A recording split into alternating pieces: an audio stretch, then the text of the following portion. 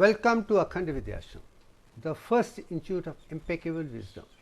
Apsara, the descent of divine creatrix. मेरा धर्म अखंडता है, impeccable wisdom.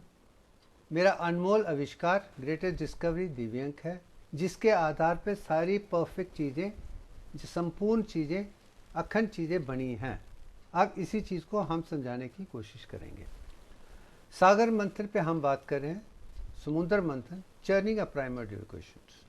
पुराने ज़माने में देवताओं ने और असुरों ने मिलकर अमृत पाने के लिए डिसाइड किया था कि हम मिलकर काम करेंगे. उसके आधार पर ही सागर मंथन हुआ था और सागर से ही सारी चीज़ें उभर के आई हैं. इस पिक्चर में दिखाया गया कि कौन 14 चीज़ें जो आई हैं उनको दिखाया गया है. उनमें एक चीज़ जो है वो रंभा है. अब मैं रंभा के नाम पे, अप्सरा के नाम पे नहीं करना चाहता हूँ. मैं दिखाना चाहता हूँ कि रंभा हो, मेनका हो, उर्वशी हो, और भी जितनी भी अप्सराएं हैं जो सृष्टि में हैं, वो सिर्फ डांसर, म्यूजिशियन, जे आर्टिस्ट, इंड्यूसिंग के लिए नहीं है. उनका अपना एक आधार है. मैं वो आधार दुनिया को समझाना चाहता हूँ जो इन अप्सराओं का है. तो आगे चलते हैं. अब ये देख लीजिए, अप्सरा मेनका है जिसका डिसेंट ऊपर से नीचे हुआ है.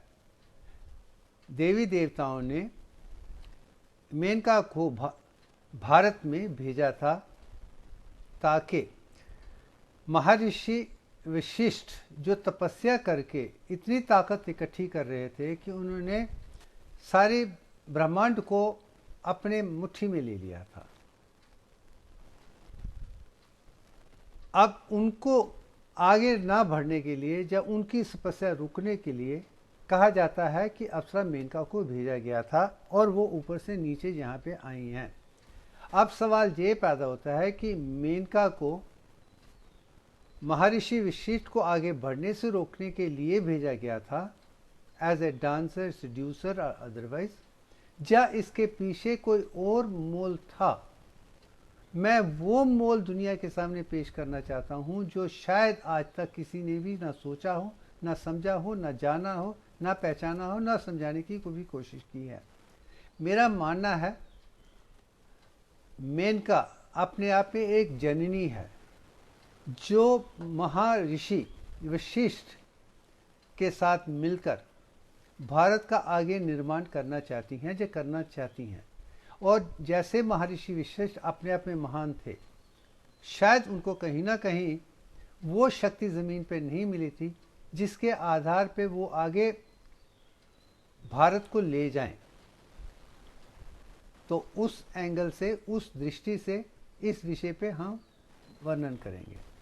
अब सेज महर्षि वशिष्ठ आते हैं, अप्सरा के साथ रहते हैं, दोनों में प्रेम हो जाता है और उनके बीच में शकुंतला पैदा होती है. और शकुंतला पैदा होने के बाद महर्षि वशिष्ठ चले जाते हैं, जो साथ में रहते हैं मुझे कोई पता नहीं है. और मैं अतीत के उन ऋषिवरों के बारे में कुछ नहीं कहना चाहता हूँ जो है, मगर एक चीज़ सत्य है कि ब्रह्मचर्य जो आध्यात्मिक तरीके के लिए ऊपर उठाया गया था उसकी मान्यता नहीं है, क्योंकि वशिष्ठ कहीं ना ब्रह्मचारी थे, क्षत्रिय थे. तो उनको रोकने के लिए या आगे बढ़ाने के लिए एक अप्सरा का आना ज़रूरी था. तो अप्सरा ने ये बता दिया कि आप जितने भी हैं, आप अपने अनमोल को नहीं भूल सकते हैं. इसके लिए आपको मेरे उसके साथ प्रेम करके, बच्चा पैदा करके भारत का आगे निर्माण करने का सौभाग्य दिया गया था. तो ये तो साफ हो गया कि ये प्रूव करता है कि ब्रह्मचर्य जो ऑपोजिट जेंडर से बिल्कुल दूर रहो, उसके आधार पे ही आप आगे बढ़ सकते हैं. ये ज़रूरी नहीं है.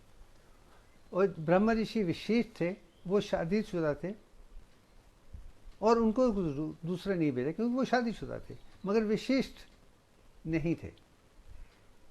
तो इनके लिए रोकने के लिए, दिखाने के लिए, तो ये बहुत बड़ा ज्ञान है कि ब्रह्मचर्य by and large spiritual evolution के लिए महान योगी महाराज ब्रह्मऋषि बनने के लिए योग्य नहीं है।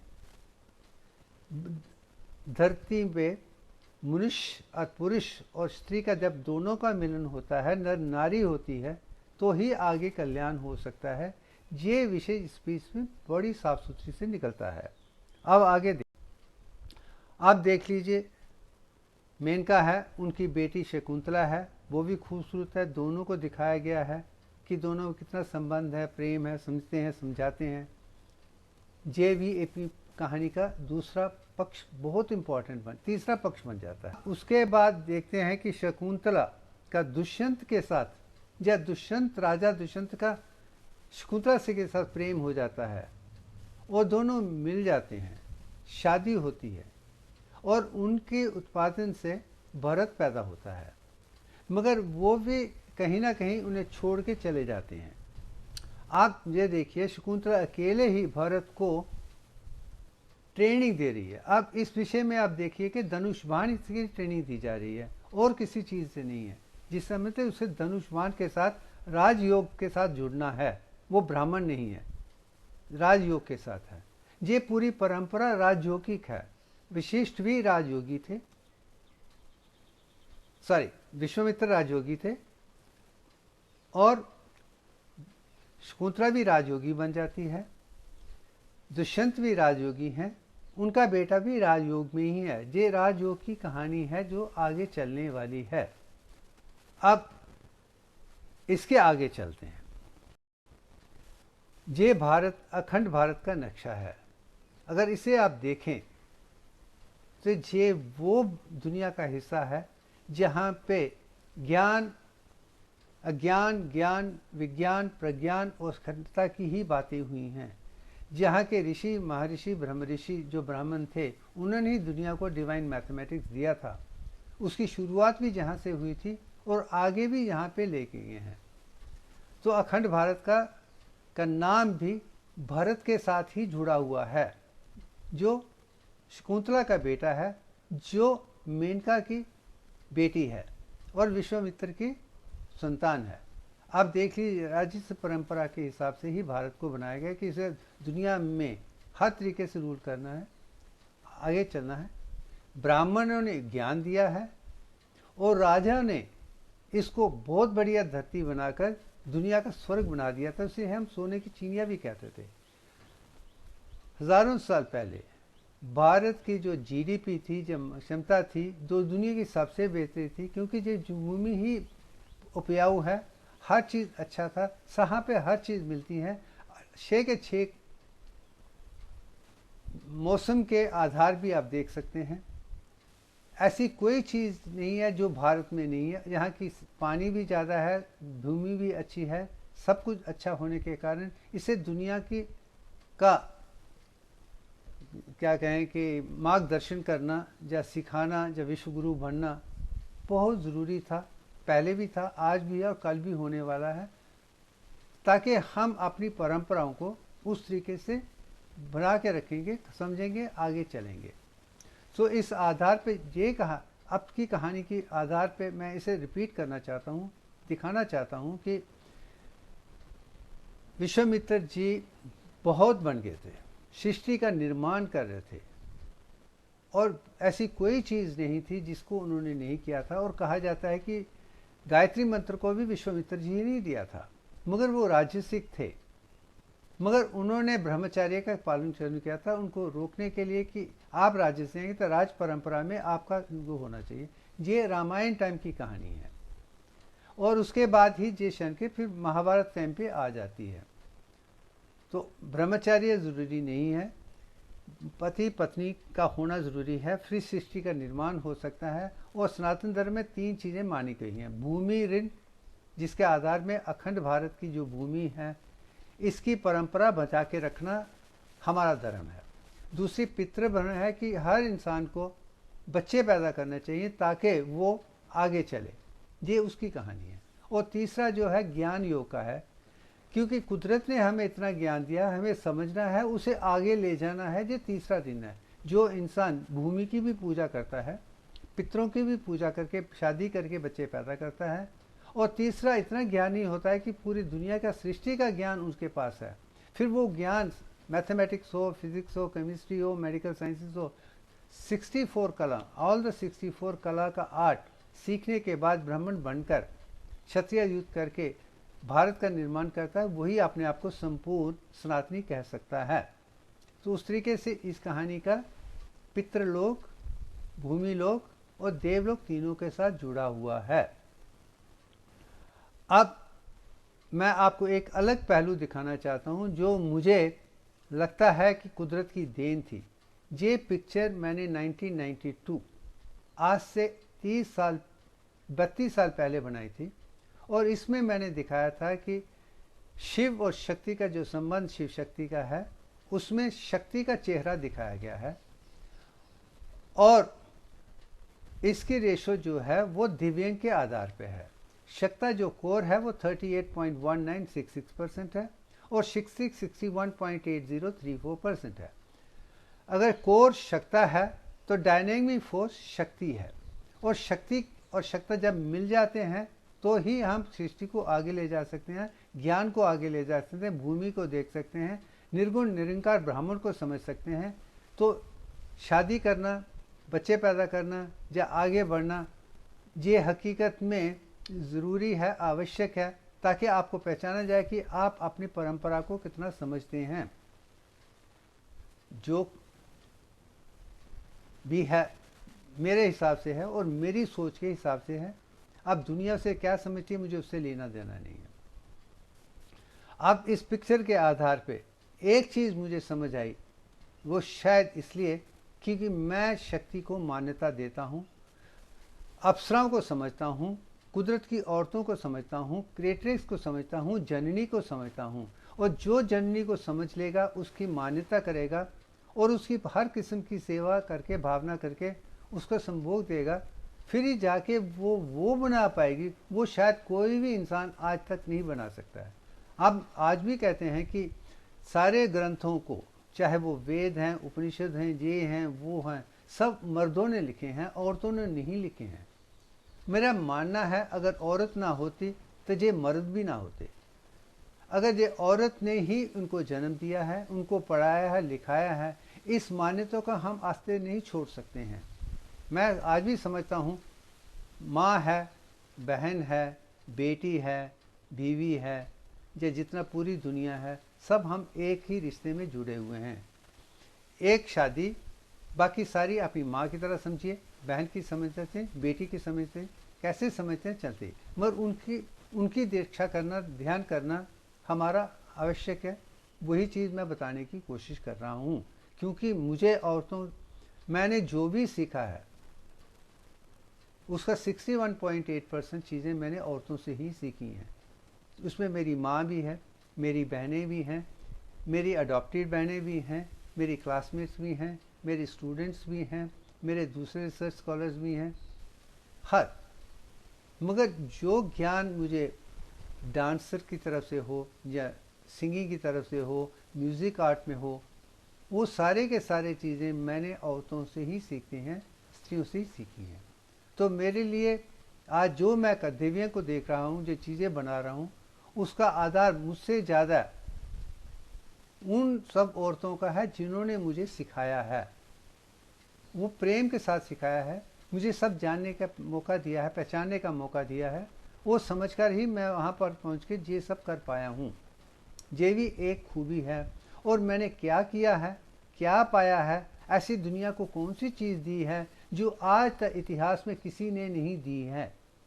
दिव्यांग भी अपने आप में वो पहला मैथमेटिकल कंसेप्ट है जो 2015 में दिया था, उसका वर्णन इतिहास में आज तक कभी नहीं है।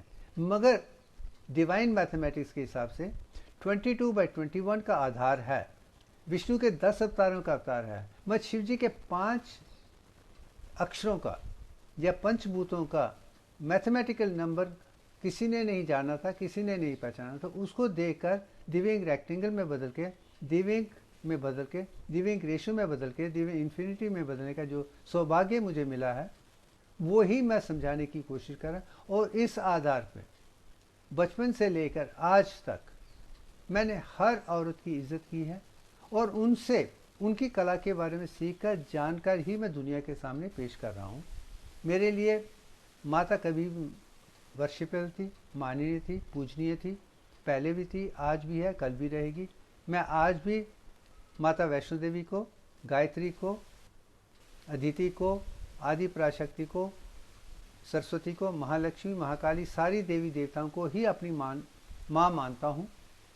उन्हीं ने ही मुझे अलग अलग तरीके से ज्ञान दिया है। अब उस पहलू को मैं दुनिया के सामने पेश करना चाहूँगा जो मुझे लगता है जिससे पूरा मेडिकल साइंस, आध्यात्मिक जीवन और धार्मिक जीवन और आयुर्वेद एक नई शक्ल ले सकता है, वो मैं बताने की कोशिश करने वाला हूँ। ये मेंस्ट्रुअल साइकिल है जो दुनिया का सबसे बेहतरीन साइकिल है और ब्रिटानिका एनसाइक्लोपीडिया से मैंने पिक्चर ली है और नीचे वही है जिसे उन्होंने 4 हिस्सों में बदला है। पहले 5 दिन ब्लीडिंग फेज है, उसके बाद 8 दिन प्रोलिफरेशन है, उसके बाद ओवुलेशन है, उसके बाद 13 दिन का स्क्रिटरी है। अब इसमें देखें 5, 8 और 13 26 डेज बनते हैं। यही चीज़ पढ़ाई जाती है, चाहे वो स्कूल हो, कॉलेज हो, यूनिवर्सिटी, पूरी दुनिया में ये सबसे बेहतरीन पिक्चर है जिसमें आप एंडोमेट्रियम को नीचे भी देख सकते हैं, ओवरीज को भी देख सकते हैं और हार्मोन की बड़ी अच्छी पिक्चर है। इसमें कोई दो राय नहीं, यही पढ़ाया जाता है। मगर मुझे इतना पता है कि मैं भी मेडिकल कॉलेज में रह चुका हूँ, लोग समझते हैं, प्रोड्यूस कर सकते हैं, मगर उसकी पूरी खूबी को जानने का उनको कभी मौका नहीं मिला क्योंकि ये अधूरा है। सारे मेडिकल प्रोफेशन के पूरी दुनिया ने मेंस्ट्रुअल साइकिल को वो मान्यता नहीं दी है जो हमें चाहिए थी। अब उसको समझने के लिए मैं कैसे आगे बढ़ा हूँ वो समझाना चाहूँगा। अब मेरा मानना है कि स्त्री वो सूर्य भगवान अगर शक्ता हैं तो उनकी जो शक्ति है वो चंद्रन है और चंद्रन के 29.5 डेज हैं। मैं आज भी मानता हूँ जो फीमेल शक्ति है वो चंद्रन के साथ जुड़ी हुई है और मेल शक्ति है वो सूर्य के साथ। ईड़ा एंड पिंगला का कॉम्बिनेशन ही यही है। अगर शक्ति ईड़ा है तो वो चंद्रन के साथ जुड़ी है तो उसको 29.5 डेज होने चाहिए। इसका मतलब कि 3.5 दिन हमने वो साइकिल में मिस किए हैं। अगर हम ध्यान के साथ सोचें, जब दिव्यांग सीक्वेंस को ध्यान के सोचें तो ये 3 दिन 5 दिन से पहले होने चाहिए। ये विचार मुझे इस पिक्चर से या अप्सराओं से या औरतों से नजर आया कि अगर आप शक्ति का रूप हैं, आप रिफ्लेक्ट कर रही हैं उस रोशनी को और वो रोशनी के आधार पे आगे चलता है, तो मुझे लगता है कि इसने मुझे वो सोचने के लिए, देखने के लिए मजबूर कर दिया था जो दूसरों ने नहीं सोचा था। अब देखिए जो फर्स्ट फेज जो है वो 3 की है जो पहले 3 दिन में है। इस दौरान एक कोहार्ट ऑफ 10 प्राइमरी फॉलिकल्स बनते हैं। हाइपोथैलेमस अपना हार्मोन, प्रोलिफरेटिव हार्मोन्स बनाना शुरू कर देता है। उसके आधार पे एंटीरियर पिट्यूटरी में फॉलिकुलर स्टिमुलेटिंग हार्मोन बनता है, ल्यूटिनाइजिंग हार्मोन बनता है और ओवरी ईस्ट्रोजन, प्रोजेस्टेरोन बनाना शुरू कर देती हैं। वो चीज़ें ऑलमोस्ट बहुत छोटी हैं, कम हैं, बस शुरू हो जाती हैं और उसी दौरान 10 फॉलिकल बनते हैं और नीचे नई बेसल लेयर शुरू हो जाती है जिसके आधार पे फंक्शनल लेयर की ब्लड सप्लाई कम हो जाती है। ये चीज़ मैंने इसमें दिखाई हुई है। ये फर्स्ट फेज है जिसे, और जितने भी प्री मेंस्ट्रुअल साइकिल्स की प्रॉब्लम्स है जो भी हैं इसी फेज के साथ जुड़ी हुई हैं और वो कारण क्योंकि नई बेसल लेयर बनने के कारण ब्लड सप्लाई फंक्शनल लेयर की कम हो जाने के कारण वो पेन शुरू हो जाती है और चीज़ें बन जाती हैं, डिप्रेशन, एंजाइटी, न्यूरोसिस सब उसी दौरान हो जाता है और साथ में ईस्ट्रोजन लेवल का भी कम होता है, प्रोजेस्टेरोन भी कम होता है, से कम है, तो वही चीज़ बड़ी वल्नरेबल बन जाती है। वो एक आधार है जो मैंने सीखा है। और सेकंड फेज में ओवुलेशन है 5 दिन के लिए, ये वही है जो मैंने पहले बताई हुई है। इस दौरान जो फंक्शनल लेयर है पहले जन्म की वो कट ऑफ हो जाती है, वो निकल आ जाती है और बेसल लेयर शुरू हो जाती है जो आप इस पिक्चर में देख सकते हैं। थर्ड फेज जो 8 दिन की प्रोलिफरेशन है उस दौरान आप देखेंगे फॉलिकुलर स्टिमुलेटिंग हार्मोन और ईस्ट्रोजन दोनों बढ़ रहे हैं, और तीसरे साथ में ईस्ट्रोजन बढ़ रहा है, प्रोजेस्टेरॉन नहीं बढ़ रहा है। ये भी अपने आप में एक खूबी है कि ईस्ट्रोजन बढ़ रहा है, ल्यूटिनाइजिंग हार्मोन बन रहा है, फॉलिकुलर स्टिमुलेटिंग हार्मोन बन रहा है, प्रोजेस्टेरॉन एक प्रोजेस्टेरॉन और प्रेगनेंसी के लिए है, और ये तीनों चीज़ें प्रोलिफरेशन के लिए हैं। और पीरियड से पहले गर्मी आदि बढ़ जाती है, इसलिए ईस्ट्रोजन को भी हम कह सकते हैं। उसके आधार पे अगला जो इवेंट है ओवुलेशन होने वाला है, वो 0.5 डेज का है। आप देख सकते हैं कि ओवुलेट होकर बाहर निकल रहा है, मगर वो निकलने के बाद जो ल्यूटिनाइजिंग हार्मोन का एक्सेस है, जो ईस्ट्रोजन का एक्सेस है, जहाँ ईस्ट्रोजन का एक्सेस वो कम होना शुरू हो जाता है। 5th फेज में आप देखेंगे कि 13 दिन की सेक्रेटरी फेज नहीं है, उसके पहले 8 दिन है। 8 दिन को हम कॉर्पस ल्यूटियम कहते हैं। इसी दौरान अगर ओवुलेशन बराबर है, प्रेगनेंसी हो जाती है, तो उसकी डेवलपमेंट होते होते 8 दिन के अंदर अंदर जाइगोट को या डेवलपिंग को एंडोमेट्रियम में मर्ज हो जाना था, पड़ जाना चाहिए। अगर पड़ जाता है तो प्रोजेस्टेरॉन कंटिन्यू होता है, अगर नहीं होता है तो वो रुक जाएगा। तो 8 दिन के बाद अगर नहीं प्रेगनेंसी हुई है तो सिग्नल जाता है कि प्रेगनेंसी नहीं हुई है, इसलिए हाइपोथैलेमस ल्यूटिनाइजिंग हार्मोन को बनाना बंद कर देता है और बाकी सब हार्मोन बंद हो जाते हैं, और जो एंडोमेट्रियम है वो कम हो जाती है, और उसके बाद ये कॉर्पस ल्यूटियम बढ़ना बंद हो जाता है, फिर उसमें कमी होना शुरू हो जाती है। तो अंत फेज में आप देखेंगे वो कॉर्पस ल्यूटियम बन जाता है 5 दिन में। तो ये सीक्वेंस है 3, 5, 8 हाफ डे, 8 और 5 वो चंद्रन की तरह है, शक्ति की तरह है। यही एक खूबसूरत चीज़ है, मैं जो दुनिया को बताना चाहता हूँ। तो आपको कैसा लगा? मुझे पूरा विश्वास है कि इसके आधार पे हम अपनी सोच को बिल्कुल बदल सकते हैं। पूरी साइंस को ठीक करके शक्ति को वो मान्यता देकर उसको पूजनीय बनाकर उनको गृहस्थी के लिए हर तरीके से तरक्की देना हमारा धर्म बन जाता है। इसलिए थैंक यू वेरी